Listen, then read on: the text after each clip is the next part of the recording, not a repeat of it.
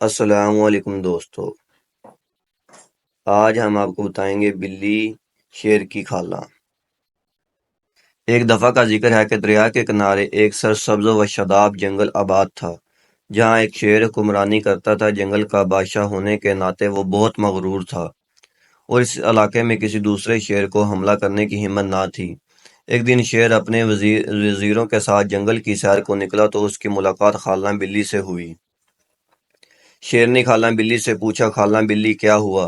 تمہاری یہ حالت کس نے کی ہے؟ بلی نے بتایا کہ میری اس حالت کا ذمہ دار انسان ہے۔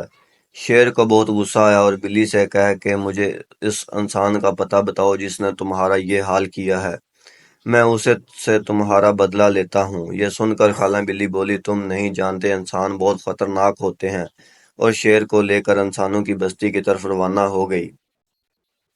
راستے میں اسے لکڑہارا نظر آیا جو لکڑیاں کاٹ رہا تھا۔ لکڑہارے کو دیکھتے ہی بلی بولی، یہ انسان ہے۔ شیر لکڑہارے سے بولا، میں اپنی خالہ کا بدلہ لینے آیا ہوں۔ انسان نے کہا کہ میں تمہاری خالہ نہیں، تمہیں یہ نہیں بتایا کہ انسان بہت خطرناک ہے۔ شیر نے کہا، کچھ بھی ہو میں تمہیں مزہ چکھا کر رہوں گا۔ لکڑہارا وقت کی نزاکت کو بانپ گیا۔ اس نے کہا، ٹھیک ہے، تم یہی رکو، میں یہ لکڑیاں جھونپڑی میں چھوڑ کر آتا ہوں۔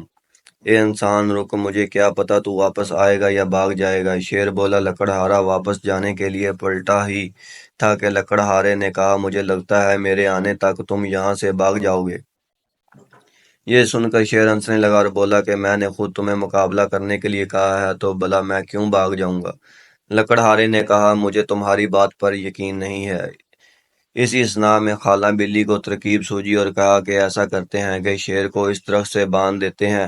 شیر یہ ترکیب مان گیا۔ جوں ہی شیر کو درخت سے باندھا، لکڑہارے نے موٹی لکڑی سے اس کی دھلائی شروع کر دی اور پورے جنگل میں شیر کی چیخیں و پکار گونج رہی تھی۔ شیر کو مارنے کے بعد لکڑہارے نے بلی سے کہا کہ خالہ اپنے بانجے کا خیال رکھو، میں ابھی آتا ہوں۔ یہ سن کر بلی شیر کے پاس آئی اور کہا کہ بانجے، میں نے تم سے کہا تھا کہ انسان بہت خطرناک ہوتے ہیں، اب سزا بھگتو اپنے غرور کی۔